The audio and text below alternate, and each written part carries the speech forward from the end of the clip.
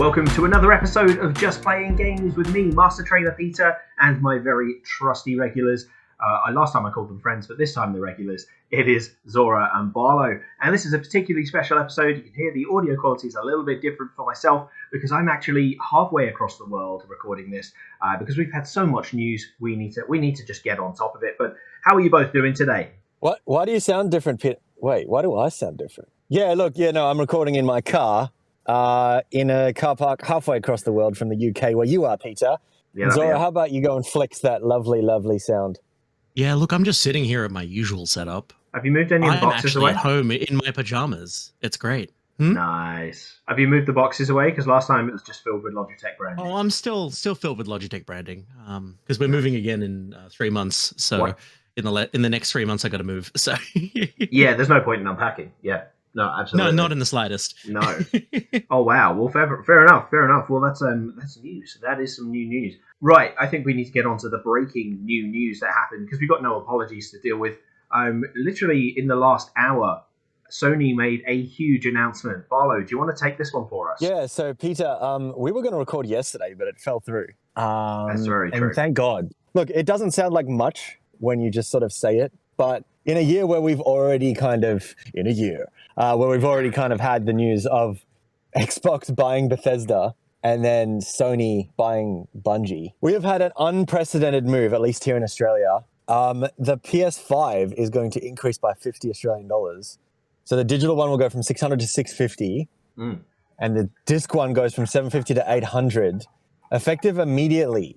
Effective immediately, is it? Wow, I didn't realize it was effective immediately. Unless otherwise noted, but I didn't see Australia with otherwise noted. Due to, there was a PlayStation blog post, economic difficulties in the world right now.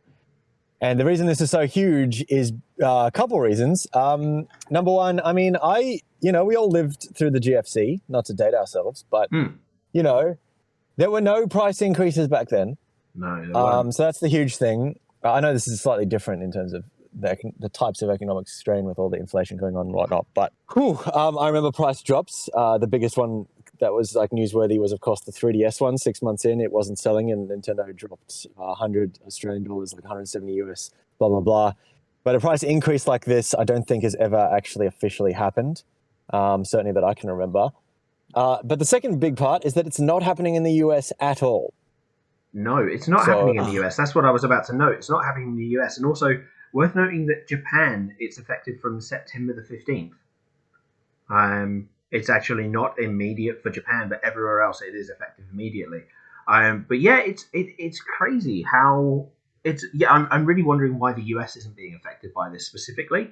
That's a very interesting thing to note. Hey, it certainly doesn't feel good, does it? Because that's their biggest market. Yeah, it feels. If it's the whole thing here is, I mean, look, I'm sure we're all aware cost of living has gone up. Everything is, inflation is kind of like beating us all around the head with a little stick. And I'm not surprised in a way that we are getting a price increase. It is very unprecedented, but I'm not surprised considering how much other things have gone on. The like the price of all the kind of logistic side of things have gone up, production, getting all the parts and everything. That's not a surprise to me, but. The fact that it's not blanket across the world and it's in specific regions and they're excluding the US feels like, what are you doing? What are you doing? Why are you doing that?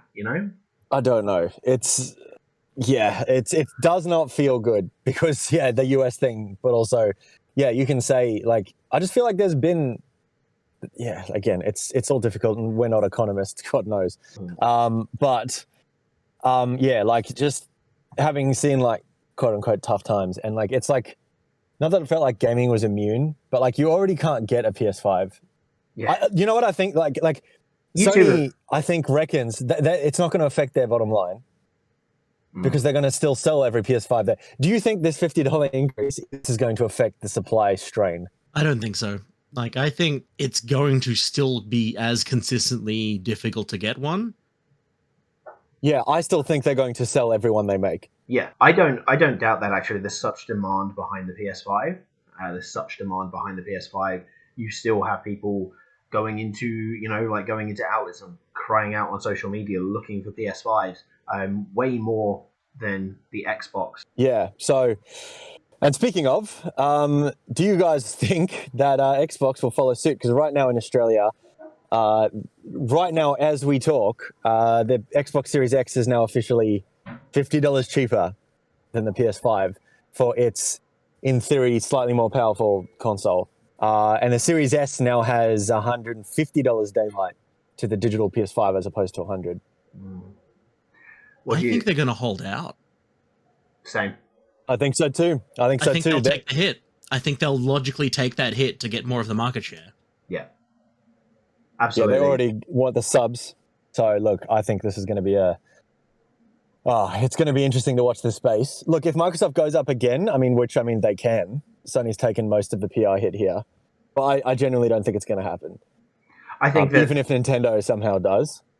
Nintendo have already said a while back that they, even though the cost of production is going up, they're not going to increase the price of their OLEDs or their standard ones. Don't know about the Switch Lite, but they specifically mentioned about the flagship and the OLED.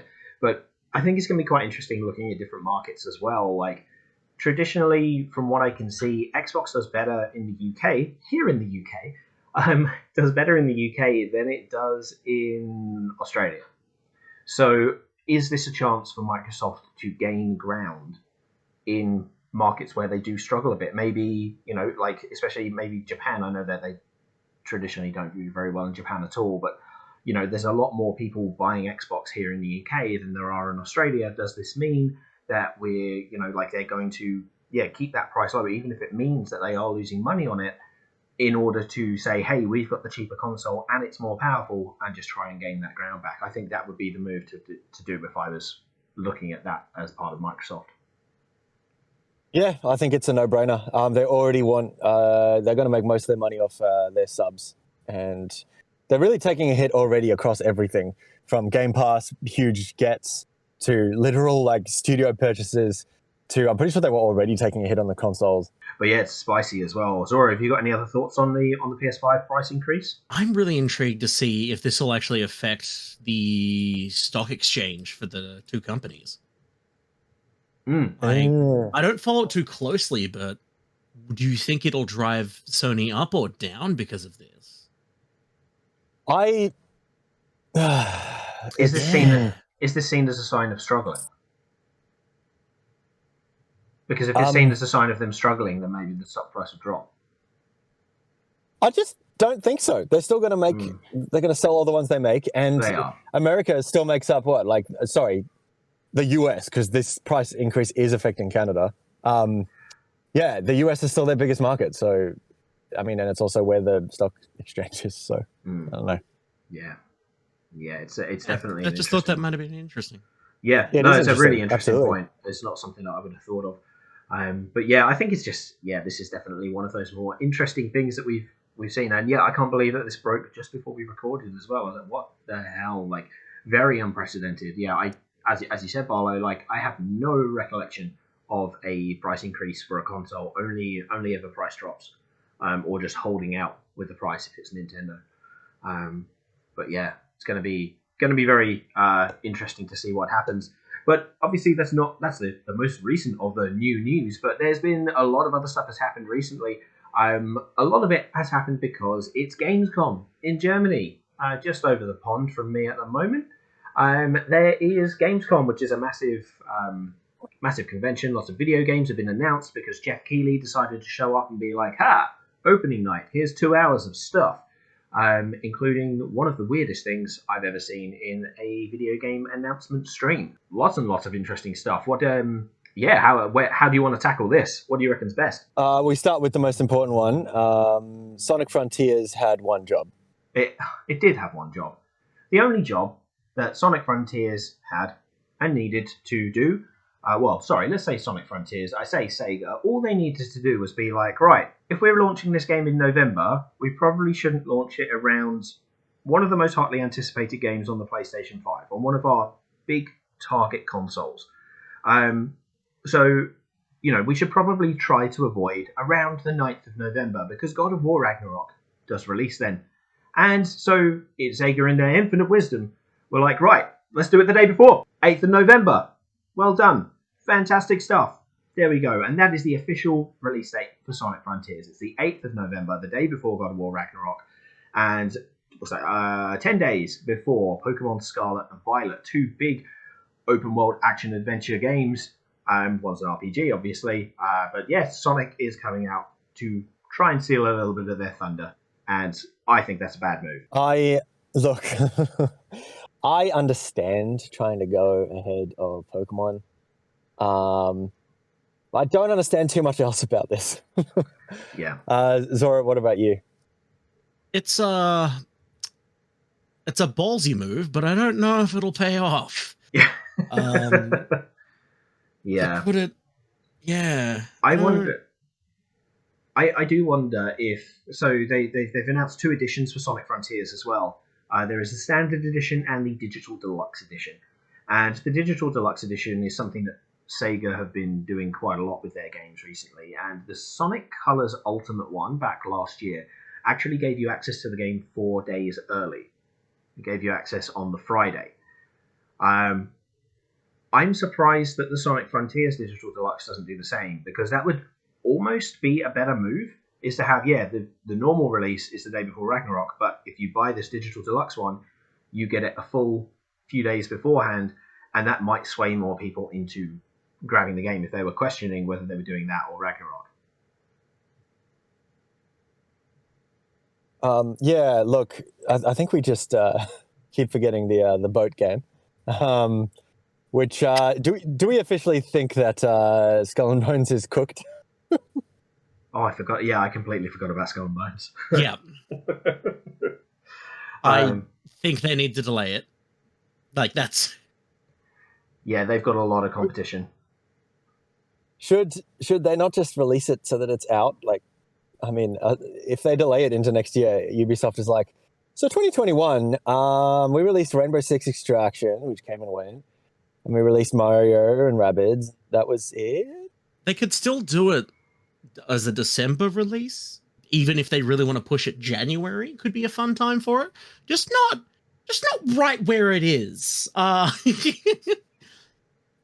it forward. But yeah, they should bring it forward to September 19th, which is International Talk Like a Pirate Day, apparently, because the Monkey Island release date is then.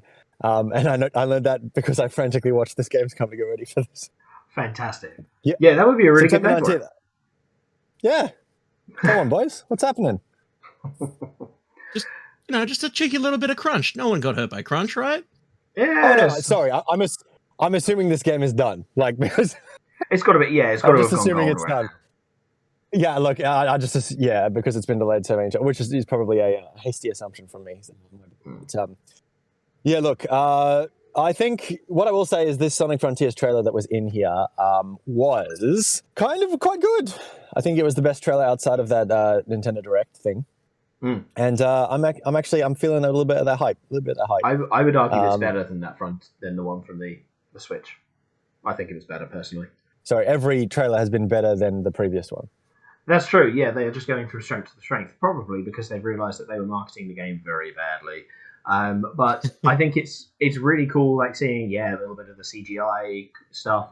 We got to hear Roger voicing Sonic as well, which I know it doesn't sound big because all he was saying is like, "Amy, is that you?"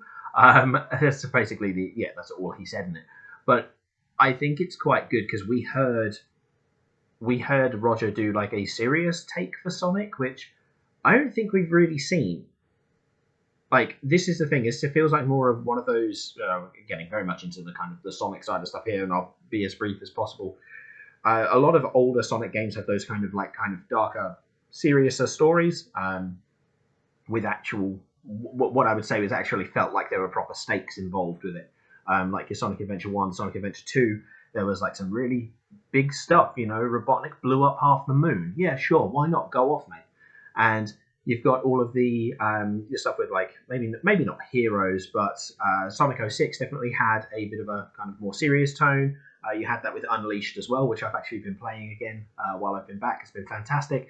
And that's really gone from recent games. It's been very much like more kind of, I want to say child friendly, but very much more, fun and bouncy sort of thing. So this definitely feels like more of a return to those more serious types of stories, and we've not seen Roger Craig Smith do that sort of style of Sonic.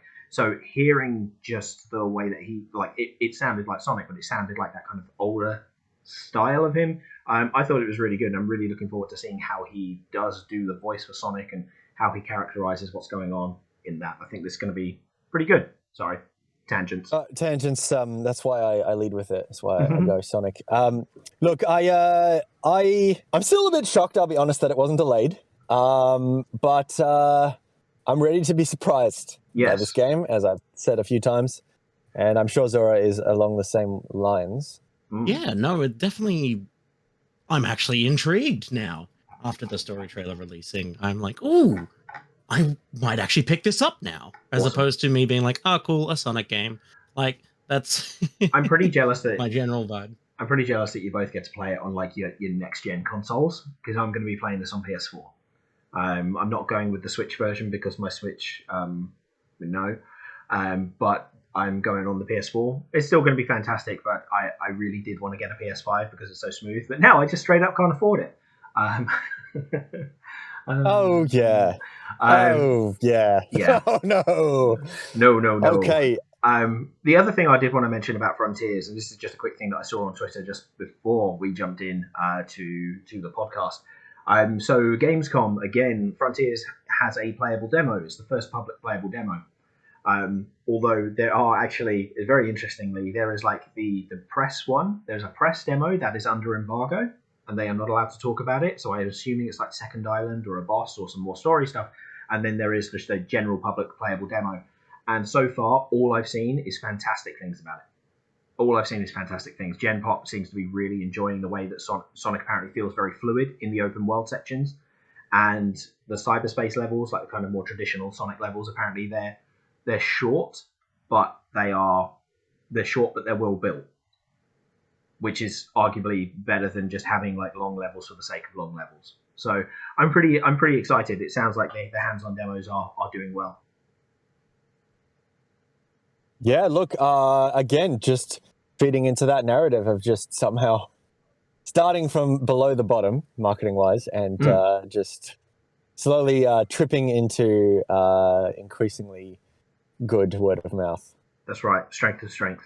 Strength to strength. So yeah, I think that kind of covers what I personally want to talk about Sonic Frontiers. I'm just very excited, and I'm in a position now where I don't really want to know anything more because I just want to experience it firsthand. You know what I mean? Yeah, I love that. I love that you posted that video, and then immediately we learned so much more. I absolutely had that planned. I'm not going to lie. I absolutely had that planned for about 2 weeks. Yeah, look, I think we're going to come back to that RE Pokemon, but before we do, we're going to keep going with some Gamescom highlights. So I was thinking I'm going to sort of read out some highlights real quick, maybe 4 or 5 at a time, cool. And then I'll pause for y'all to comment on them because I sort of did the major homework on this one. I did watch the first half hour with Zora, nice, but then sort of we were split by the ravages of time. Their opener was Everywhere. And Zora, why don't you take this? I still don't know what that game is. Yeah. It's a big yeah. There's a whole bunch of Molyneux, No Man's Sky energy about this, and I'm just, it looks like a multi-world, open world kind of thing was the marketing spin they were putting on it. They were saying a lot of, we can't talk about that yet, Jeff, kind of things. But look, keep your eyes on this one, I guess. It's going to be ambitious, if nothing else. Absolutely, yeah. It was a very interesting kind of meld. Like watching that trailer, I was like, oh yeah, this is really interesting. Very, very kind of cool. And then like the last couple of scenes of that trailer, where it's like focused on the guy and like the art style has completely changed graphically. It looks like a different game. And I was like, wait, what? What the hell am I watching? Yeah. That like intrigued me, but then they didn't make any effort to connect them or whatever. So it's just kind of like, Yeah, it's an interesting marketing strategy. Anyway, their second game was Dune Awakening because, Jeff is learning and he's trying to put the big ones at the beginning and at the end. Dune's obviously a big thing right now, but there is a principle I like to live by, which I think was started by Lal Rath. I don't know, something on YouTube, which is no game, no hype. And this did not have any gameplay. It just showed a scene that was basically just the best scene from the movie. See, with a sandworm eating. Yes, there was a very big wormy boy there, wasn't it? Just Big looking at our wormy boy. notes, big wormy boy. Just in our notes, yeah, you've got Dune Awakening, NGNH, and I thought that was you being really excited, being like, oh! So I mean, that was me, but like, No game, no hype. For them's the rules. Yeah, fair. But look, yeah, all right. Then they showed the DualSense Edge, and this is hilarious because one of the topics I was talking with some other friends when this was revealed. So this is basically the Elite controller for the PS5. Think of it that way. Magnetic bits. Doesn't go quite as far with like the sheer customizability of the Series 2 Elite controller, but it is Sony's first official. But I was talking with some friends about it, and we were like, how much do you reckon this will be? And in light of today's news, I'm not so sure it's going to undercut the Elite controller. No. Yeah, because 300 AU? The DualSense is already 120 AU. I think it's 75 USD or something. I don't know what it is in pounds. Yeah, I can see. I can see it breaching 250, 253. Yeah. I might be looking at 270. I think. Look, even if it doesn't have, like, it's close enough. It's got like at least a removable 3 different types of control sticks and all that. It's got the hair trigger locks on the back. But yeah, look, I mean, I'll probably get one. That's just who I am. But yeah, the price is going to be very interesting if it wasn't already. Yeah. That's right. Yes, absolutely. Yeah, like I think having a Pro controller for the PS5 is a great call. Like an absolutely great call. But people have been asking for it a long time. Oh, absolutely. My concern is like, price point. Is it going to have enough features for the price point? Yeah, cool. Then they showed Callisto Protocol, which has been one of Jeff's favorite games to show. And doesn't this game just looks better and better and better every time it's shown? There's some sort of mutation system, and there are like nanobots or magnets you can use to like take these. I just want to call them necromorphs, whatever they are, the space zombies, and just do things to them.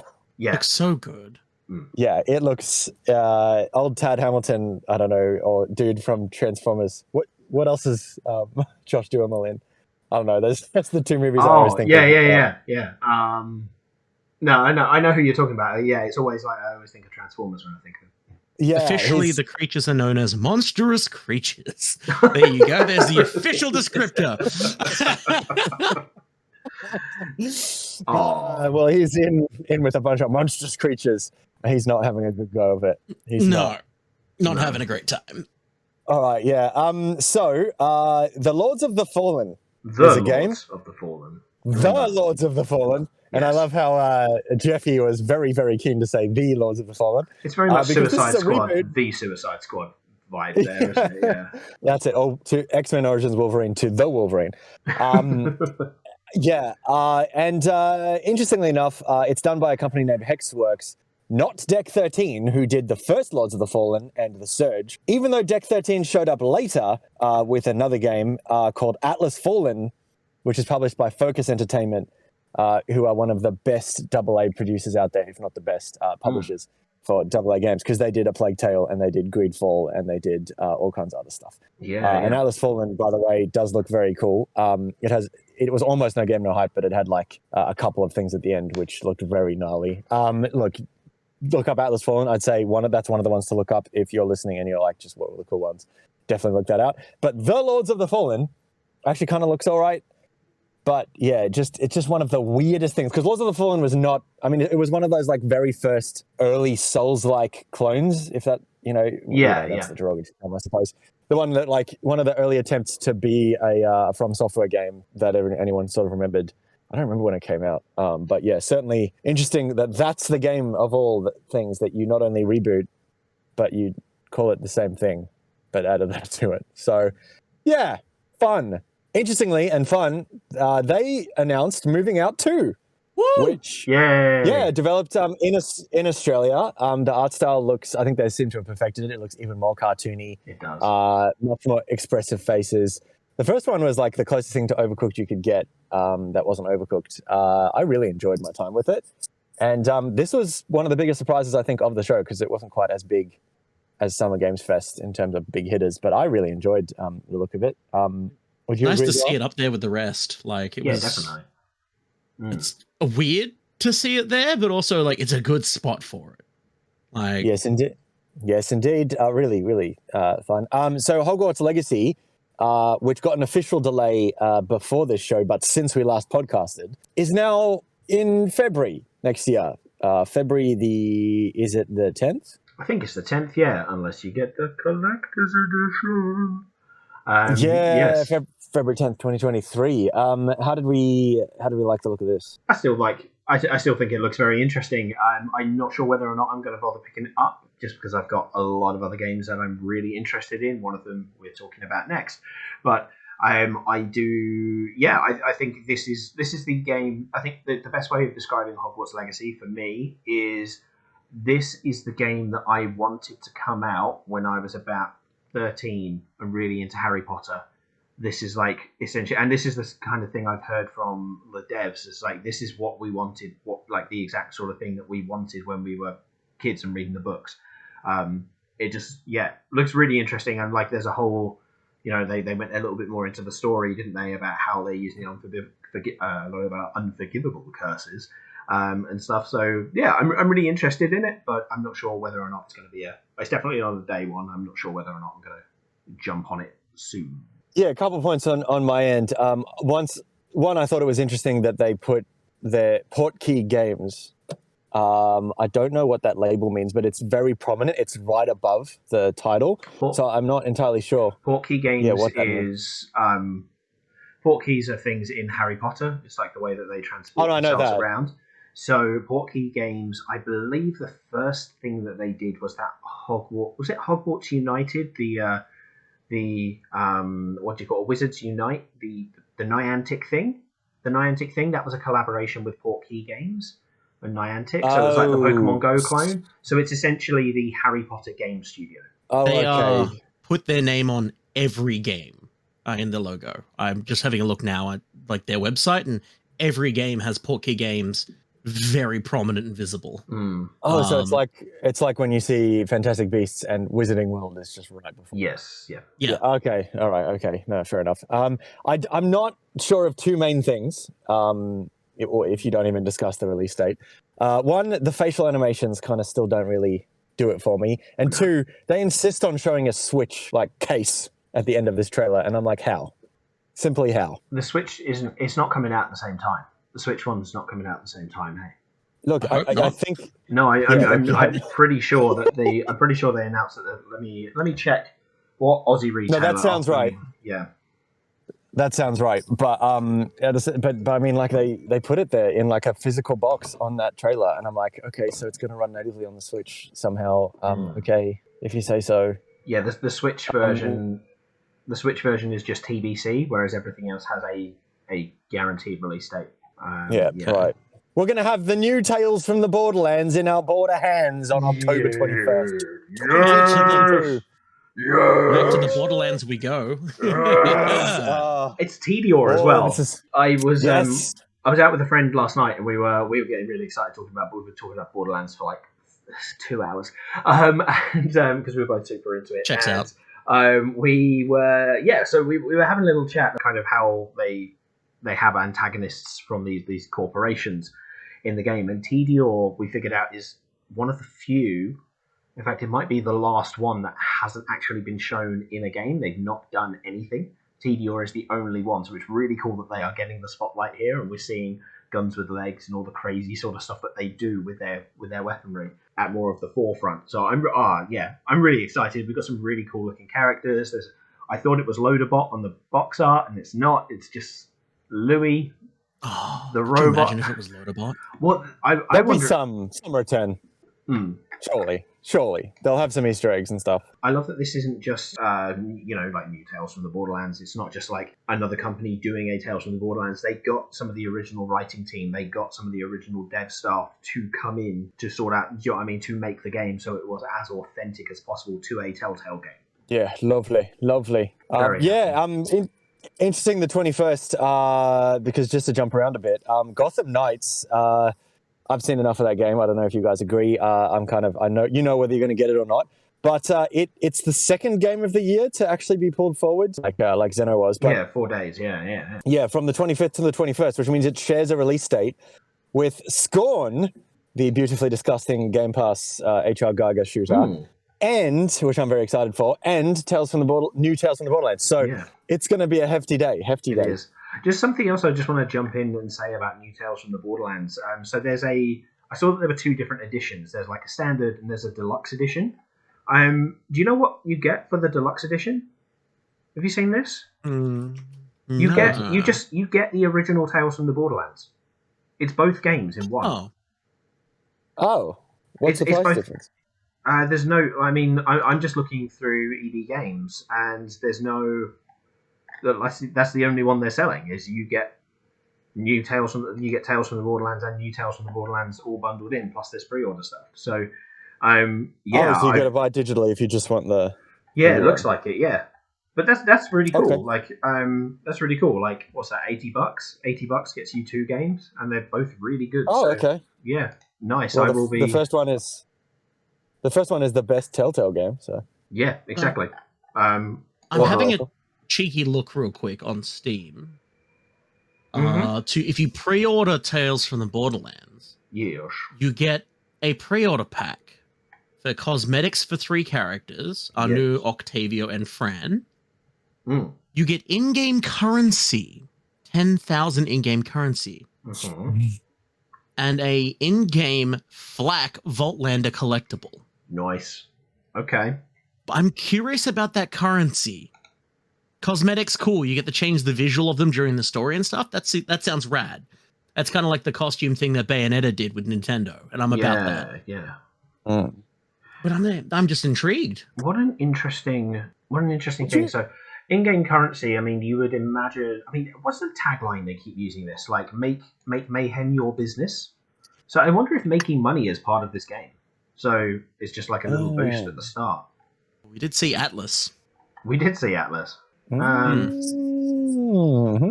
Also, like that, it looks like we've got like a wheelchair user as the main character. That's quite nice representation there. She's also by far the funniest one. I love Absolutely, yes. Yeah, big fan. The fierce frogget slinging Fran. What's a frogget when it's at home? Is that frozen yogurt? Yogurt, sorry. Oh my god. Frogget, yeah. Frogget. Oh, okay. All right. Frogget. All right. Fair. Also getting the implication that there's 3 different endings, one for each character. So depending on who. Oh, you'd hope so. You'd hope so. That used to be the Telltale thing. Yeah. I don't know how different they were, but yeah. Anyway, cool. Beans. So Dying Light 2 is getting some DLC. It's called Bloody Ties, and this DLC actually has colors in it. Wow. I looked at Zora. I'm like, this one actually looks like fun. It almost looked like Borderlands. I genuinely, I was wondering what the game was. Like, part of me, when I saw it, because it was very bright and colourful, I was like, oh, is this Rage 3? Yeah, Rage 3. It has like the Borderlands-y font as well. Yeah, I was like, Yeah, interestingly timed. It looks better than the trailer for Dying Light 2, I'll be honest with you. Yeah. Yep. It looks fun. Dying Light 2, it's fun, but like this looks fun. Yeah. So look, interesting. Look, not what I was expecting. My eyes didn't glaze over like they normally do. Anyway, look, Destiny 2 has a new trailer for Lightfall expansion. Let me just grab a quote real quick from a mate of mine whose reaction to this kind of sums up the Destiny experience. Is it that person has a scythe? Because like that's literally my logic on that one. Is scythe? Yes, please. Did you see the trailer for the new Destiny expansion? It looks unbelievable. I had no idea what was going on, but it looked great. Yeah, that would be it. There wasn't even it wasn't like a gameplay heavy trailer either. So look, yeah, it's just there's sides involved. There's some lassos that are somehow also weapons. Apparently, Destiny 2 is a fun time these days. Took a while, but Lightfall getting some serious hype coming very soon. March 2023. Yes, March 2023. Then they did do the Sonic thing, which we talked about. There was Goat Simulator 3 has a release date. Unleash your Goatential. November 17th. Oh, November God, 17th. Really? Fantastic. I mean, it's good Goatential. It is good Goatential. What a pun. Love it. Love that. Looks really good fun. Yeah, there is a game called Under the Waves, which is published by Quantic Dream.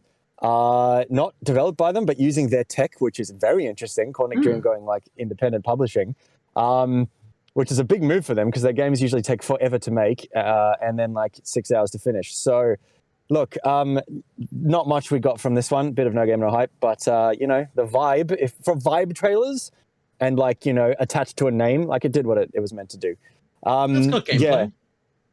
What was that gameplay? Although, I mean, I'm looking at the Steam listing. This gameplay looks good. Oh, cool. It's exploration based. Like, it's not action. Right. Okay. It's very much if you have a fear of open water, don't. Just don't. Simply don't touch this game. Just don't do it. I might be checking that out because that looks fun. Ooh. No, very good. Yeah, no, okay. Thank you for being right there to correct me. Absolutely. Awesome. Good to see them branch out. Another game. Okay, I get 3 games, in a row that looked very intriguing. Moonbreaker is from the developers of Subnautica, who also made an open water game, but this is nothing like it. It is a tactical turn-based game where you use miniatures, and yes, you can paint them. Like, that's a whole part of the game. It's written partially by a guy named Brendan Sanderson, who apparently is some sort of semi-famous writer. So look, check this one out if you enjoy real-life Warhammer and all that, because it certainly piqued my interest. Yeah, definitely an interesting one. Yeah. Then there was Friends vs. Friends, which is a Raw Fury game. Raw Fury is one of the best, in my opinion, indie publishers around. When I see their name, or Annapurna, or Devolver Digital, or honestly Humble these days, I usually sit up and take notice because they know how to pick good games. Yeah. Looks like there was a song, like an original song throughout the trailer. It looked like a first-person shooter where you use cards, kind of like Neon White, but not quite as movement-based or challenge-based. It looked like multiplayer vibes kind of thing. Very unique and cool. And then probably one of the highlights of the show in terms of hype I've seen since, Lies of P, which stands for Pinocchio, apparently. It's like this steampunk. Yeah, it's like this steampunk. It's hilarious. You watch the trailer and the end of it is this epic reveal of Geppetto. It's wild. It's wild. But it looks properly cinematic. It is a Souls-like, but the UI looks great. I think it's developed it's at least developed or partially published by a Korean studio. Nice. And it looks beautiful. But I think most of the hype is that it's going to be a day one Game Pass game. So I think Microsoft's money just quietly is pushing that to more than a few places. Apparently this is not the first time we've seen it, but it was the first time I saw it. So, and there's been a lot of talk. Yeah, so check out Lies of P. Definitely one of the 3 to 5 super highlights that are worth checking out individually after this. Super pretty. Pretty. You're looking at it now? Yeah, my goodness. It is the developers has already got some gameplay reveal as well, where you can just watch them play a bit of it as well. Oh wow. Yeah, heaps. Yeah, it looks quite good. Stranded Alien Dawn is a settlement sim from the guys who made Surviving Mars. Not really my thing, but might be a Zora joint. So worth looking at that. They showed Homeworld 3, which was my lol, LeMayo moment of the because poor Jeff said, "Oh, when I was a kid, I used to play Homeworld. Anyone else?" And there was just this silence. Oh no! Oh, poor Jeff. I think it's partially because Homeworld 3 has been memed on a lot because it showed up at every single possible conference, either this year or last. Yeah, so anyway, then they did the Genshin and Honkai Star Rail double up, which they also did at Summer Games Fest, I believe. They didn't show the third one that you're excited for, Zora. I still want Star Rail, but like ZZZ, I also want. Yeah, so that's worth checking out. They did probably one of the longest gameplay segment for sure. They showed a boss fight from High on Life, which is that Justin Roiland game. Yeah. Look, it looks its style is very clear. Like it's relying a lot on like motion blur and like just it's got a unique sort of like tactile gooey kind of look to it. It's quite interesting, but also like it's just watch it because it's just constant just bullshit coming out of Justin's mouth as like everyone is all the guns and your grappling hook and the boss are all like taunting each other while you're shooting the boss. This one, by the way, also got a delay, which since we last recorded, it's now in December. Can't remember the date, but it's a December game. It was actually going to be in that October window. That thank God this one got delayed because as we've just been talking about, a lot of games in late October. Also, the Game Pass day one game, so I'm really excited for it. Having to play it around the time of Dragon Quest Treasures, I mean, whatever, and Callisto Protocol, I'll live with it, whatever. But definitely check that out if you like any of that Rick and Morty sort of horror stuff. Scars Above is from a Serbian and Bosnian Herzegovinian dev. Right. All of the gameplay was in ultra wide, which I was super. I love that. That's if I can play a PC game, it's usually because I can play it in ultra wide. And yes, look, aside from that, didn't know much. Looks very sci-fi. Scars Above, I think, incidentally, one of the coolest names I've heard for a new IP in a while because it's a pun on like looking up at the stars. Now, then there was Word Song, which I mean, I know I said earlier about like names attached was like a big deal for Quantic Dream. This really. Like there's almost nothing. It's 2 slides of like vibe, but a third slide at the beginning that shows like we're basically announcing Something Wicked Games as a studio made up of X, BioWare, Bethesda, and Obsidian. So yeah, I think this is the one that I shared with a mate of mine who really likes Dragon Age and Skyrim and Oblivion. And it's the kind of thing where you see the names, you're like, oh my gosh, wow, this will be good one day, maybe in 4 years or whatever. But yeah, it's called Word Song. And look, I'm sure they'll post more about it. Something Wicked Games looks cool. Age of Empires 4 is getting some DLC, the Malians and the Ottomans. For some reason, it was playing Smoke on the Water cover in the trailer, which was an interesting choice.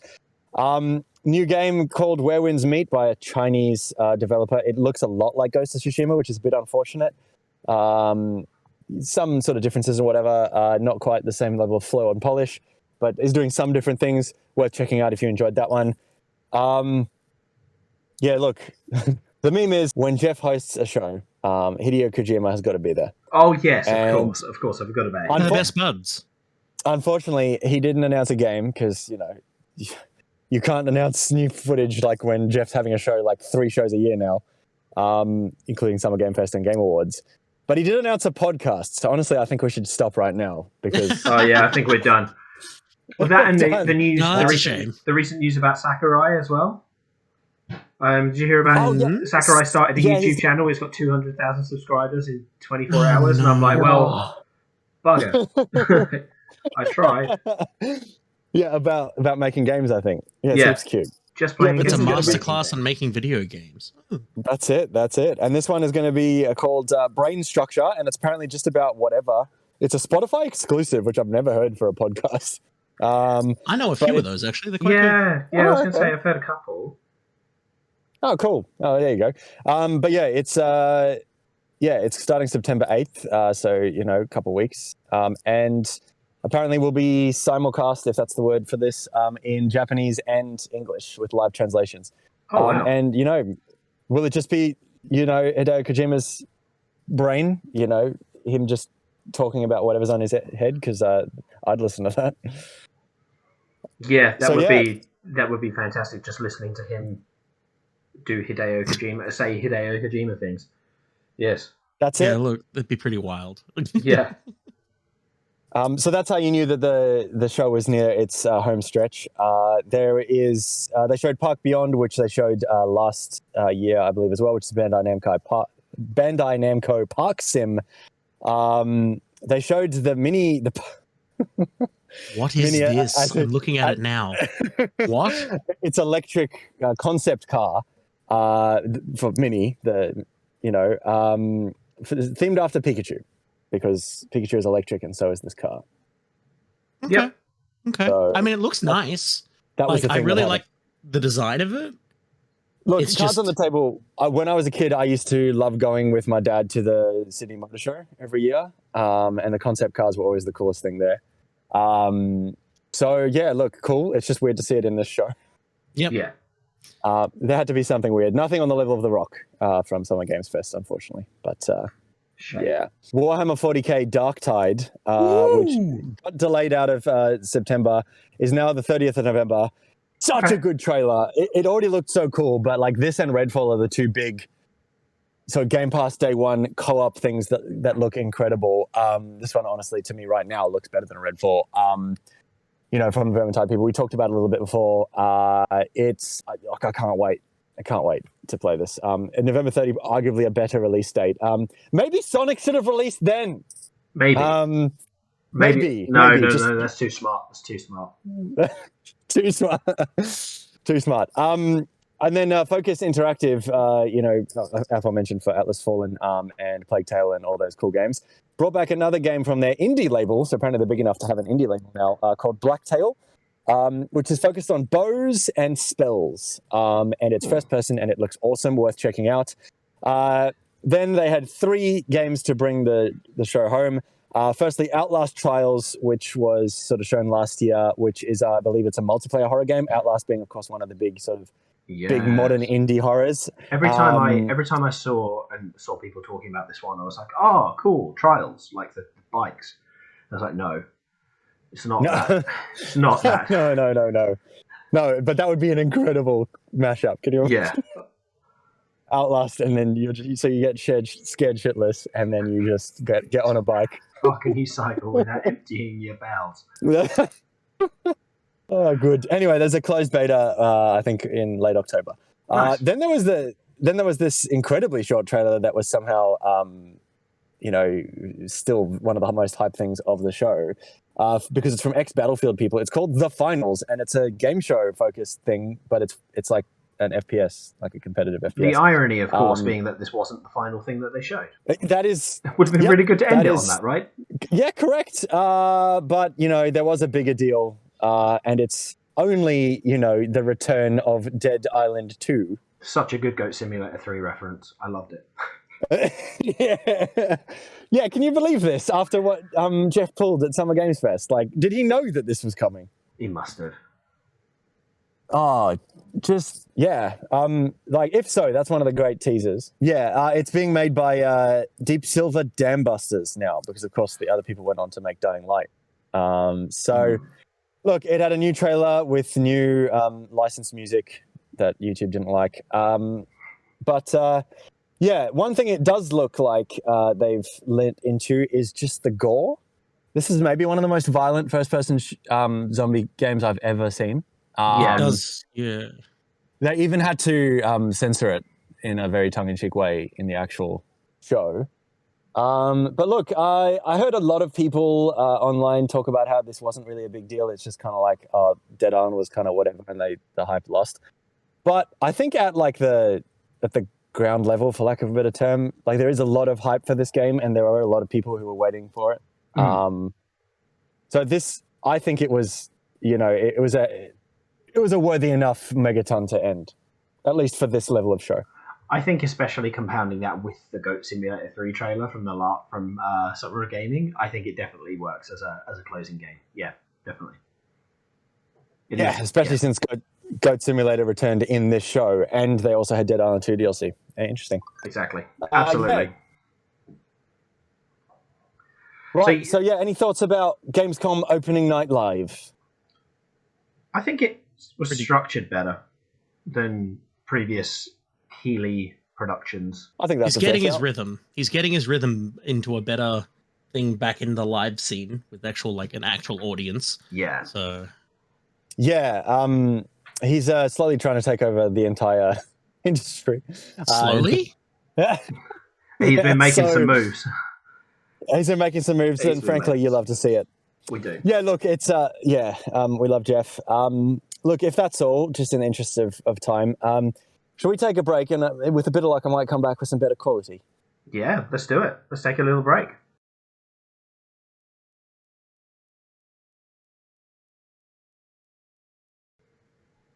And welcome back. We are we've had a little chat about Gamescom, which is fantastic. And now, I mean, that's not the only thing that happened. Obviously, there's been loads of different news. We've got some really interesting stuff to do with Pokemon, Splatoon, and plenty of other things, which is fantastic. Actually, Pokemon is a great starting place, and kind of should have mentioned this while I was in the UK. I actually went to the Pokemon World Championship finals. Yeah, that was. Ooh, I sound better. I'm no longer in a car park. You do sound better. How was that, Peter? What a fantastic time. Honestly, so good. I wanted to do so I went to the Oceania regionals in 2018. I played Pokken. I went out first round because I am bad at video games. But it was a really good atmosphere. So I really wanted to see what the finals were and what the World Championships would be like. So it was really good to be able to actually see that in person. And yeah, I went down with my little brother, and he managed to get a ticket on the door for it, which was fantastic. They sold out half an hour later, so we went down at the right time. And yeah, just a fantastic experience. So many different Pokemon fans of different disciplines as well. There were a bunch of people playing Unite together. Everyone was playing Pokemon Go. Pokemon Go was fantastic there because they had specific things in the Excel Center. So you could get, there's exclusive avatar items that you could only get from one specific Pokestop, which I've got and that my character's wearing now in the game. There were a bunch of regionals from different areas. So I've got the New York regional, which is Bouffalon, the bull with the afro. I've managed to get him, I'm which familiar. is really cool. Really happy about that. I did a trade with a girl from Japan for one of the Oricorio forms that I didn't have. And I managed to get, what was the other thing that I managed to get? I've got the one of the different, Flabebe from Gen 6. There's different coloured flowers, and they are set in different places around the world. So in Australia, you have access to the blue flower. However, I managed to get loads of the red flower ones. So that was really nice as well. And they just had different random spawns. And yeah, it was really, really cool. There was a giant inflatable Pikachu, which was terrifying. There was a Pokemon Center, which had been stripped mostly bare. I went to the exclusive Pokemon Center merch Did you get me section. anything? I didn't, because there wasn't really anything there. Oh, okay. I'm sorry. Yeah. I'm sorry. No, that's fine. I have, however, got a couple of little bits that I got. There were freebies being given out for the Pokemon World Championships, so I've got some little bits and bobs that I'm going to send you both, which is kind of fun. Ooh. So I didn't buy anything specific because my little brother bought me a bag. He bought me a rucksack, which was really cool, but it was one of the last ones there, and I really wanted to get the little Pikachu plushes. The little one who's wearing the Beefeater costume, but they were sold out. Everything was just sold. Everything was just sold out, and there was Pokemon cards. There were plushies, but there were none of the ones that you'd mentioned, Flabebe or Vaporeon or anything like that. There were no EV evolutions I could find. There was an Aggron, which was a really weird one, and there was a 400-pound giant Arcanine. I was that's really big. Yeah, do you know what I mean? A plush. A plush Arcanine, yeah. There's actually a video on MTP Gaming where you can see that. And there were lots of different little plushies, but I didn't really know there was a lot of variety and stuff. And I was oh my god, I don't know what to do. Kind of panicked with that many people around because there was a lot of people, not a lot of them wearing masks. So it was a little bit weird. But in general, the Pokemon World Championships was fantastic. I met Zoe Two Dots, the Australian Pokemon Go YouTuber as well, which was lovely. She was very nice because I was blabbering like an idiot. Oh, cute. But yeah, it was and it was really cool. It was really hype in the actual Pokemon World area because in the venue hall, there's so much stuff. And watching the matches live, it was really cool. So VGC, which is the Pokemon Championships, kind of the video game championships. The juniors finals had G-Max Blastoise. The Seniors finals had G-Max Venusaur, and the Masters finals had G-Max Charizard. And that was really cool to see them all being done live. Wait, like that you were allowed to use? Oh, no. They were used in the finals matches. Oh, like just happened They were to all, be. yeah, Oh, it just happened cool. like the teams were based around them. Oh, no, I that was is like, cool. wow, that's actually really cool. Like, because Charizard has been used before because of the Megas, but not really Venusaur or Blastoise, especially. Blastoise does get left behind, but it was just really fantastic. And then we saw the live reveal of Cyclizard, or Cyclizar, and the competitive trailer. That was really cool watching that live. Definitely some interesting shake-ups there, and that's actually something that's been confirmed in the last 20 minutes, half an hour. Is that they have confirmed that every Pokemon will be able to be any of the Terra types. It's not specific. Do you remember we spoke in the previous? Did we speak in the previous podcast, or was it when we were doing the? We did that Pokemon stream, didn't we? We did the live react, which was basically react. Yeah, it was like the episode 4.5 or whatever we're up to, basically. Exactly. Yeah, we theorized that possibly the Terra types were. We theorized possibly Terra types were like maybe it was specific ones had access to specific Terra types, but no, any Pokemon can have any of the 18 Terra types. So it's essentially hidden power. I thought we finished that stream knowing that. But yeah, lol, I think this is the think you were just. I think me and Zora's mate were like getting really nerdy, and you were getting very excited and flighty, and very much. So I totally understand. But yeah, you did say that you didn't want to see anything more, as I mentioned earlier. But then you went and saw some more. Yeah, I think that competitive trailer, there were 2 additional details that they didn't show in the trailer explicitly. One is that Terra Blast, which we theorized Hidden Power would come back. Yeah. It doesn't seem like that's the case anymore. It will just be Terra Blast. But what they didn't say in the trailer is that it will attack off either attack or special attack, depending on what's higher. And it's a TM as well. And it's a TM, so you probably get it early. And then they showed a couple new items, but they didn't show one called Covert Cloak. Yeah, I heard about that. Yeah, so they showed like a loaded dice, which is like multi-hit moves are more likely to hit more times, but that's been cast off a little bit by the fan base because it's not a guarantee. It's only you're more likely to hit, so I don't know how useful that'll be. And then they showed there was the item that makes you instantly like use Psych Up, basically, like mirror their stat changes automatically. I think it was is it Mirror Herb? I don't know. Mirror Herb, yes.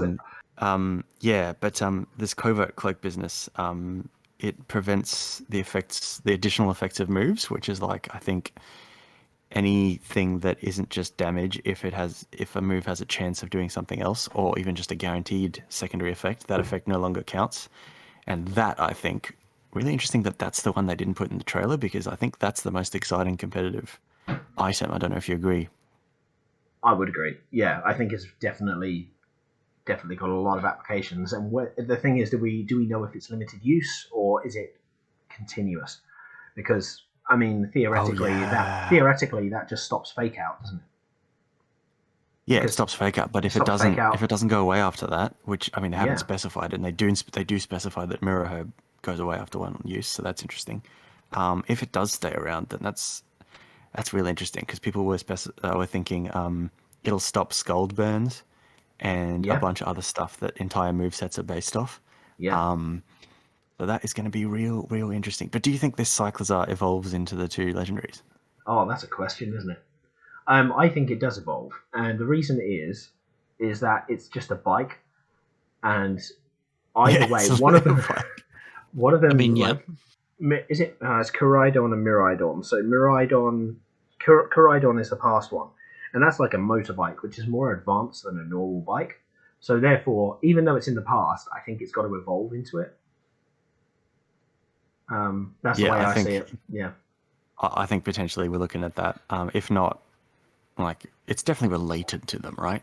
Like, it could be some like descendant, I suppose, but that doesn't make sense to me. It's not exciting. It could be like a Manaphy to Fione kind of situation, but I don't know. Zora, what do you think?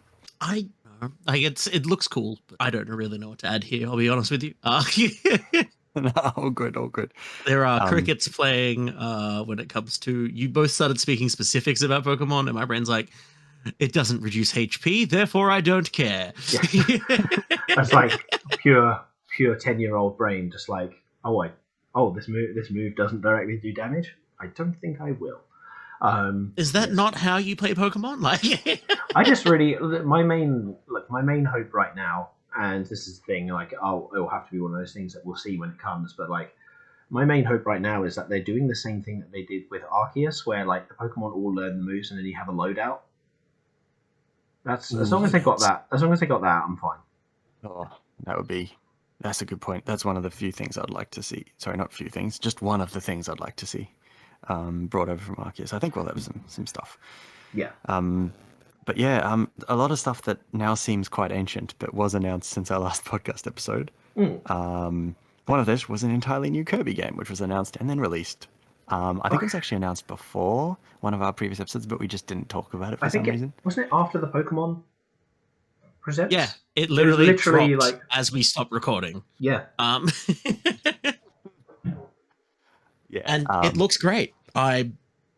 It looks like a mix of I guess it's a sequel to Gourmet Race, is it not? With a few more different modes thrown in? Yeah, spiritually, I think, yeah. A lot of people compared it to Fall Guys, except there's only 4 people. It's, I think, by the second Kirby team that does the free-to-play stuff, except it's not free-to-play. It's 20-odd. Yeah. The vibe I got was Fusion Frenzy. I see that. Yeah. Yeah, I actually haven't dipped on it, but like I feel like... look, if there was enough interest in for my friends, I'd buy it. I wouldn't need much convincing, but just not at the moment. But yeah, Peter, interest? I forgot about it. Right, there's been a lot going on, so fair enough. Yeah, that'll be that. I'm sure it's fun. Sure it's fun. Yeah, look. Yeah, no, fair. Anyway, chucking through some Mario Kart DLC, specifically the second wave, got announced and released since we last recorded, including 3 of the best tracks. Mushroom Gorge from the Wii, Calamari Desert, which apparently has a new twist on it where you go up the train, from N64, and of course Waluigi Pinball from DS. Absolute banger tracks. Also the Sydney one. Sydney. Sorry, how dare I not mention I know. that? I was like, how? What? One of the Aussies. Yeah. That's pretty cool. Like a good wave of DLC. It looks really fun. I haven't gotten around to playing it, but my little brother's bringing it back from where he lives. So we are going to have a little go on that when he's back in. So yeah, it should be good. Yeah, because you've got to try it out. Because you've got access to it, don't you? Yeah, got access. I just don't have the game. Oh, all right, lol, fair enough. Like the Splatoon series situation. Cool. Yeah, I'll probably play it next week. I haven't played them yet, but I'm having somewhat of a minor family reunion, so there will no doubt be Mario Kart involved. Nice. And I'm excited. Zora, you played them yet? The new Mario Kart maps? I awkwardly don't own Mario Kart. Zora is one of the 3 Switch owners that I'm one of the others, so yeah. Yeah, right. What the chances? I can respect it. It looks good. I will only play it at a friend's place. That's you know what, Zora, that's totally fair actually. I only play multiplayer now, so fair enough. There was a kind of a big deal, kind of worth mentioning quickly enough. Super Punch-Out, which is a game from the early 90s on the Super Nintendo, has a hidden multiplayer mode, which someone only just now find out. It looked like a debug kind of thing where you can control the boss thing. There's not really much more to say about that. I just think it's really, really cool. Metal Slug Tactics got delayed into 2023. There's probably more than enough tactic games, if I'm honest, but that and Advance Wars were literally my 2 most anticipated out of those for the year. So look, as much as it sucks to have them delayed, there's been some other surprise tactics hits this year, including Triangle Strategy. Obviously, we're getting that Tactics Ogre thing 3 days after Sonic Frontier. Digimon Survive. Digimon Survive, of course, Tactics, that wonderful, beautiful, incredible ultimate version of 13 Sentinels on the Nintendo Switch. Yes. Et cetera, et cetera, et cetera. How many podcasts in a row can Barlow mention 13 Sentinels? And then, weirdly enough, Alone in the Dark is coming back. I'm so confused. Yes. Yeah, wow. Yeah, same. Alone in the Dark. Yeah, which was awkwardly rebooted in like the early 2000s in like the 360 era, when horror was like it had to all be action and stuff, and now it's being rebooted in the age of the indie horror, and I'm just as confused as Zora, and it looks like it's set like way before, and it's like barely connected. And look, anyway, it's coming back. So New font. new font, new font. New font. Which, as I was saying to Zora the other day, means we can only be a matter of months away from the darkness returning as well. Yeah. Oh, I didn't know that you. I didn't know you guys were into the darkness. I loved those games. Oh, I just remember those games from that era. Yeah, I had both of them. I think I've still got the collector's edition, the number 2. Yeah. I didn't know you were that into them. Yeah, okay, okay. Yeah, number 2 was. Well, I mean, great. The Iron Maiden 2000 scene does me in every time. Anyway, sorry. Yeah, look, fair. I've seen it online. Late 2000s horror is having a moment, that is for sure. Not just Resident Evil having a bite at this cherry. So yeah, and then there's there was a big kind of thing called a Splatoon 3 Direct. And it was very, very, very, very exciting. It was very exciting. I will level with you. I watched this one at the airport. I was waiting for a flight on a changeover. I was at Singapore Changi Airport, and they had free Wi-Fi, and I was incredibly tired because I've not slept in 25 hours at this point. And I was like, well, Splatoon Direct it is. And so, yeah, I don't remember a lot of it, but it looked fun. There's a specific part that I do remember about it, but yes. So real quick, as I look, so I mean, we kind of all knew it was going to be just more Splatoon with more stuff, and that's enough for us fans who have been waiting for an excuse to jump back in. But just to sum up real quick, it's got lockers, match replays, portrait mode illustrations, and polo selfies, Call of Duty like splash tags, a dodge roll and whale dash move. Whale dash would be on. Whale dash would absolutely be on brand, so that's fine.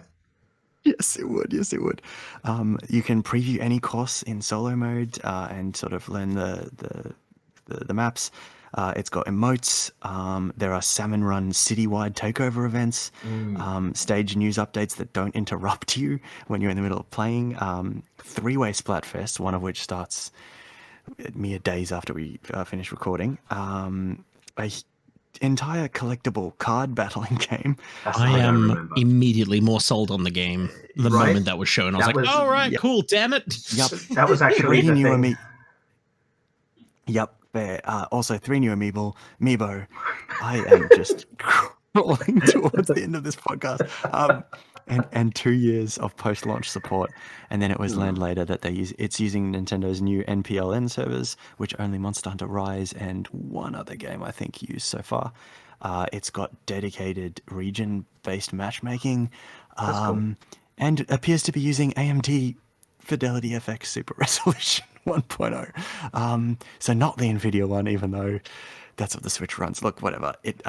Digital Foundry vids dropped this morning. Looks good, runs good. I played the demo just before this. Picked my scissors team to go with Big Man, the big squid boy. And because scissors is gonna rock it. Pardon on it.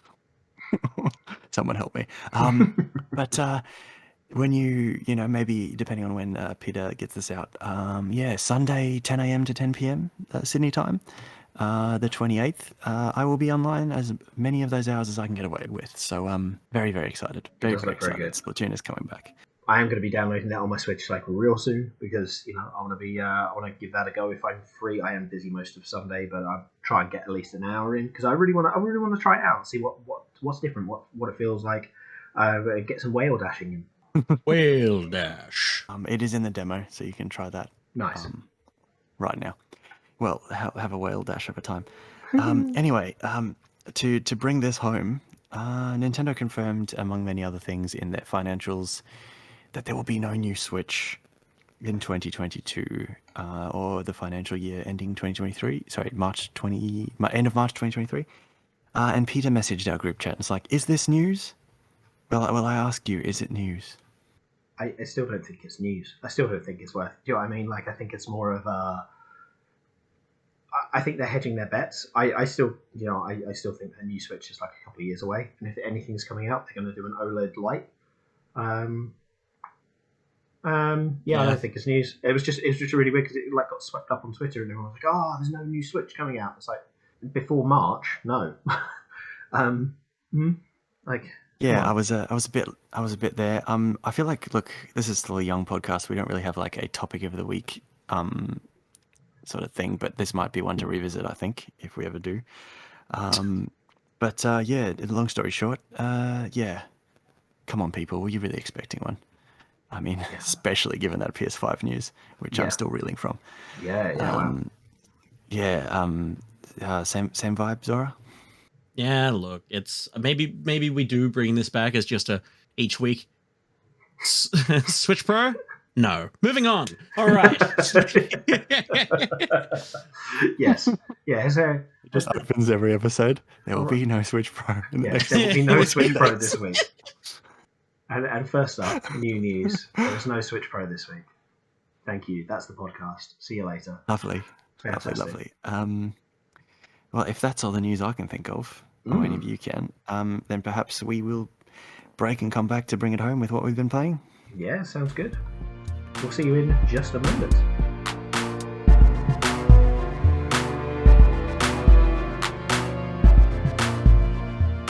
And we are back with the final section of this podcast today. It's the Just Playing section. We covered the new news and everything that we can think of. So, look, Zora, what have you been playing? Well, I've been playing a cheeky little game. I may have been talking about it in previous podcasts, but it's finally here. Cult of the Lamb, finally released from a little Aussie studio. I have purchased it on 2 different platforms, being through Steam and on my Switch. Wonderful. They are absolutely pumping out the updates as quick as they can. They're the actual, like, apart from like just before I jump onto like gameplay and stuff, the actual developers and their support and acknowledging the bugs has been phenomenal. Like there's like a Google Doc of just them being like, here are all the known bugs. If you see anything else, give us a message. They're very transparent with. Yeah.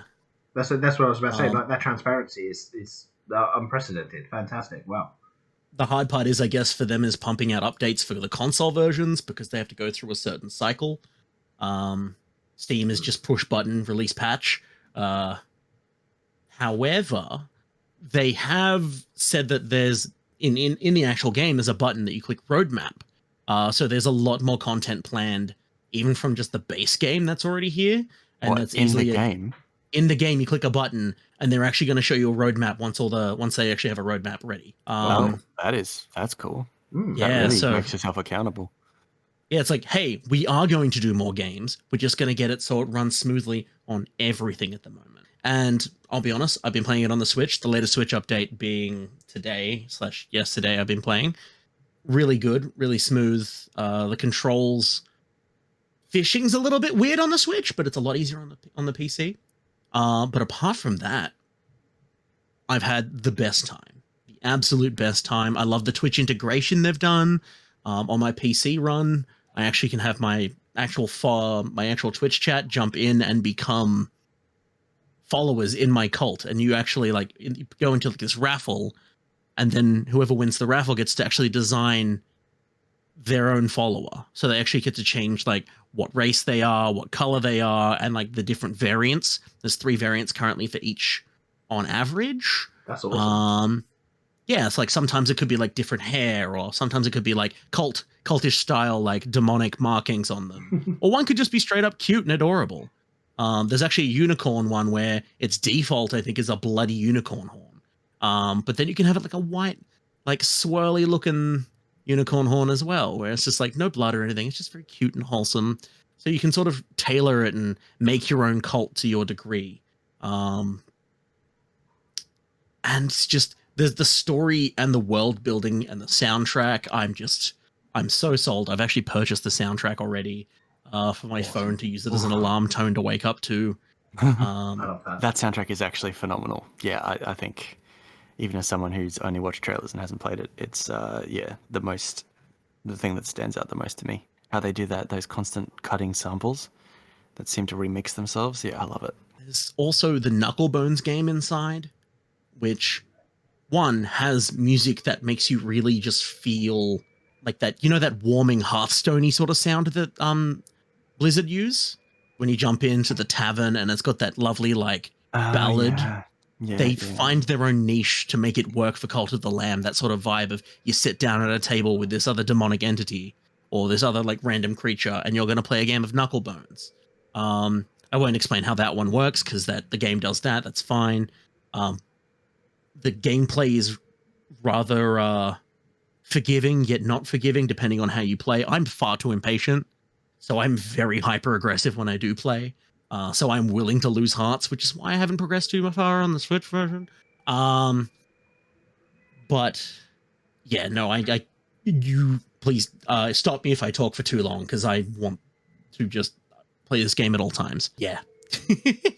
Yeah. Oh no, absolutely. Point made.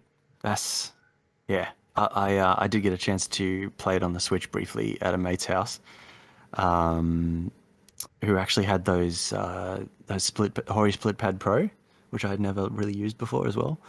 And it just some combination of the OLED screen and how crisp it looked and those new sticks, it just felt really premium and cool. It looks like a game I may eventually have to pick up at some point. Yeah, absolutely. No, it just looks that I've seen videos and stuff online, and I've heard Zora talking about it. And what? When? What? Didn't you were typing about it, weren't you? Or am I thinking of someone else? Oh, it was probably me. Yeah. I'm pretty sure. Pretty sure I've seen you speaking about it before. Once or twice. Yeah. Yeah, just 13 times a day. It's it looks like a load of fun. I'm really glad you're having such a good time with it because I know how much you were looking forward to it. So that's so good. Peter, what you been playing? What have I been playing? That's a great question. I'm playing some more Digimon Survive. I'm still getting through that. Still writing a review for that one. I have also started playing Xenoblade Chronicles 1, and that has been a lot of fun. Really enjoying it. Yeah, wow, it's a hefty thing. You did mention you were having some issues with the combat quite early on. How's that going? Yeah, now that I understand it a bit more, it's better. I'm still not 100% sold on the combat system. I'm still not 100% sold. I think it's one of those things like once you've got more skills and once you kind of understand how to do it better, it feels better. But at the start, I was just like, oh, I'm not keen. But yeah, it's definitely getting better as I go on. Now that I've got more party members and stuff, and I know how to deal with stuff, it's much better. But the other thing I'm playing is obviously a lot of Pokemon Go because there's events and stuff on. But I've been replaying some of the old games. So I've got my Xbox 360 out, and so I've been replaying Sonic Unleashed, which has been a load of fun. And dare I say it, in 30 frames a second, Peter. In 30 frames a second, and the recordings are horrible as well. Yeah. Did you know there was a way to play it in 60? I do. Peter? I'm aware, but yes. Did you know that it's not getting a price increase? Oh my! I'm sure I can sort myself out with that one. But yeah, it's just been really, I'm playing a few games while I've got access to them again, and I am thinking I might try and play specifically for the Master Trainer Peter channel, where I do motion control games. I'm really considering trying Sonic Free Riders again while I'm here. But also, oh my gosh, you have to do it. You have to do it. You have to get some of your Sonic fandom onto that channel. I still have a Connect. So, yeah, why not? What an experience that was back in the day. Yeah, I've always wanted to play that. It's garbage. It's the worst Sonic game that's ever been made. I can't wait to try it again. That's a huge call. That's a huge call. It's broken. It doesn't register your inputs properly. Anyway, but yes. So that's what I've been playing. Barlow, what about you? Mainly just one game, but I'm just going to quickly give an honorable mention to one of the things that briefly stopped this one game, and that was the demo for Deerfield Chronicle, which released on the Nintendo Switch, having only had a trailer for the PS4 and PS5 back in a state of play earlier in the year. This is from the Lost Dimension developers, published by Square Enix, and it looks like that medieval kind of almost like real-time strategy, but not really, like it controls like a real time strategy, but there are so few units on the field that it's kind of like a hybrid that with a normal strategy game. And it just like it looks so good on the Switch, and that is not what I expected. So I initially had an order on PS5, but I think I'm gonna get it on Switch now. That comes out September 22nd, very, very, very soon. So if you listen to this, play that demo. Progress carries over, like pretty much every Square Enix demo now. So definitely play that. But the thing I've been playing, unsurprisingly, since pretty much the moment the last actual podcast episode finished, is Xenoblade Chronicles 3. As we speak, I'm on 91 hours, and I have my Switch paused on what I am fairly certain is the final battle. Wow. Certainly a lot of epic stuff happening. So you may recall that I was thinking about rationing my hours for August, wondering if it could be done. I literally ended up going to a newsagent, buying a calendar that they had 90% off, and writing down like my hours every day to try and keep myself weirdly accountable. Again, that just shows the amount of chips on my shoulder I have with having not ever finished a Xenoblade game before. That is because they always come out in freaking December. Yeah. I won't say too much more because like I think I was out of the three. I didn't watch that direct, but I'm thinking of actually going back and watching it when I wrap the credits on this, just to see how much it like inadvertently spoils or anything, because there's some stuff I didn't know that might be public knowledge or vice versa. But yeah, I think it's a really, really good game. Most importantly, compared to Xenoblade 2, the portable mode experience is much better. There's some After Effects technical wizardry going on where you can clearly tell it's low res at times, but it just looks so much crisper, and in motion in particularly, compared to the soup that was Xeno 2 in portable mode. And of course on the OLED, that's great. The UI is great. The combat system is more streamlined. They give you the entire main cast from very early on. So they do the Fire Emblem thing, the Three Houses thing, and make their relationships grow sort of naturally. It has some really surprisingly good voice acting, almost entirely British. I love that. There's a character called Uni who's been just in all the memes, but because she's so like Cockney, and they make up a bunch of swear words for the game based off fire, because they have these flame clock things I won't go into, and they just sort of sub them in for what you like a real Cockney person would say, and it's some of the moments are incredible, particularly in the side quests. But there's this underrated character called Lance, who basically his humor mostly comes from reacting to Uni, and he is just my favorite. He's the giant himbo with like a heart of gold, and it's just like confused half the time, but in a very kind of sarcastic way as well. And it's just such a good cast. Another weird thing to say about it is that it's got the best cutscene fight choreography I've ever seen in a game. And it is firmly second to Elden Ring so far in my game of the year, and I don't see anything beating it. So that's what I've been playing. Now, what are we looking forward to? What are we looking forward to? As far as what's coming out soon, for me, it's going to be 1010. Although I won't have a chance to play that until a little bit later in September. I am. You're back after it, eh? I am. Well, I leave the day it releases, and then by the time I get back, and by the time I've kind of got some other stuff sorted, I'm not really going to get a chance to play it until like 11th or 12th. So it's going to be fun though. I'm definitely looking forward to that one. What about you, Zora? So there are 3 titles I'm intrigued by coming up.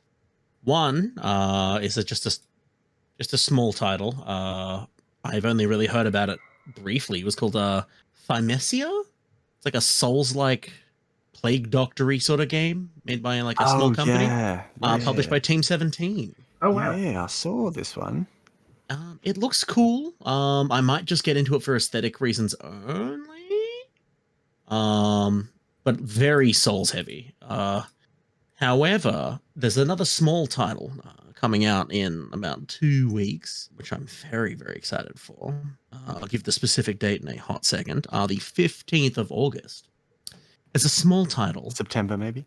Yeah. Well, you know what? Even better. September. That is an arguably better time frame. Metal Hellsinger Oh. is creeping up. It is. Um, It'd be creeping. However, also Temtem. I will be giving that a go on the Switch, I believe. I will be going. Well, Peter, if you would permit me to indulge, as I love to do on occasion, I'm just going to quickly go into so this the night we record is the night before Soul Hackers 2 comes out. Ooh, lovely. Which is, it's another JRPG right after Xeno, so like I'll pick it up, but like I might have to chill for a bit before I give it a jump in.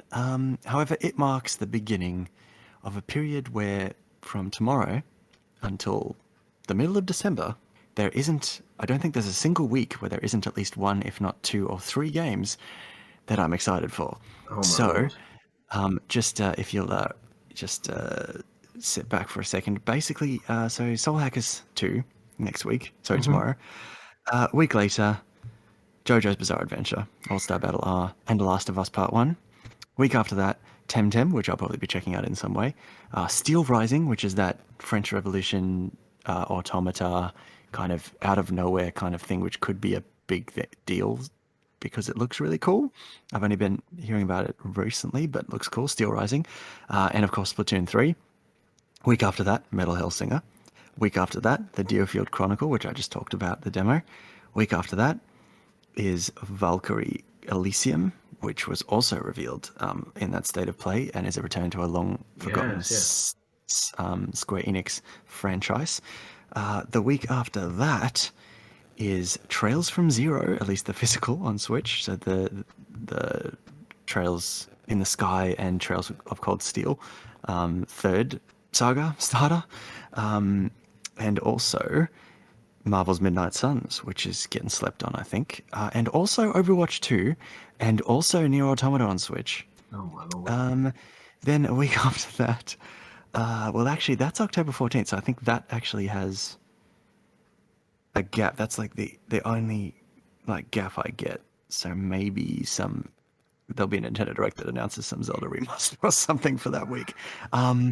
Then a week after that, I will thank God that I took a break because A Plague Tale Requiem, Mario and Rabbids Sparks of Hope, New Tales from the Borderlands, Persona 5 Royal on Switch, Scorn, and Gotham Knights. So that's that week. And then a week after that, Star Ocean, The Divine Force, Call of Duty Modern Warfare 2, and Bayonetta 3. Week after that, Harvestella, Sonic Frontiers, and God of War Ragnarok. Week after that, Tactics Ogre Reborn, and Pentiment. Week after that, the Dark Pictures anthology Devil in Me, which just got a new trailer and looks like Saw and is great, on the same day as Pokemon Scarlet and Violet. Week after that, Evil West, which is looking really good. The week after that, Warhammer 40,000 Darktide. Week after that, Callisto Protocol. Week after that, Dragon Quest Treasures, and then the year finishes with High on Life. So that's me. And if I don't have a wallet by the end of the year, you'll know why. Yeah, I think we all know why. That is, oh my God, that's such a lot. That's such a lot. Can you believe that some people were like, this year has no games in June? People are idiots. Yeah. I've just realised something. You said Harvestella, and this is a bit of a bombshell to end the podcast on because there's such a lot of good games coming out and all of that. In literally 4 hours' time is Nintendo Treehouse, where they have Splatoon 3 segments and the first gameplay of Harvestella. In literally 4 hours. Oh, I did not know. Okay. Well, I'll definitely be scoping that out. Tuning into that and talking about that in the next episode of the Just Playing Games podcast with Master Trainer Peter. That will be what we'll be talking about, I very much assume. But wow, that's such a lot of good games. And to be honest, I'm like, Sonic Frontiers and Pokemon, yeah. There's a lot of ones. I will be trying to pick up. Well, I mean, there's New Tales now. Nier Automata was one that I was thinking about picking up for the Switch because I just don't have time to play it on PS4. But there's such a lot of good games coming out. It's going to be, I mean, our next run of episodes is just going to be full of talking about games, I reckon, that have already come out, let alone what's already on the way. So it's going to be very exciting, very exciting. But I think we will call it there. We'll head out, and you'll probably need some sleep, but I need to do some editing before this treehouse. So Thank you Yeah. so much for watching, of course. And Barlow, where can I find you? Find me at places on the internet, dark corners and light corners. VAGRANTESQUE, Vagrantesque. Fantastic. You'll be able to see some images of all of those games that Barlow is buying on that Instagram page, I'm sure. And Zora, what about yourself?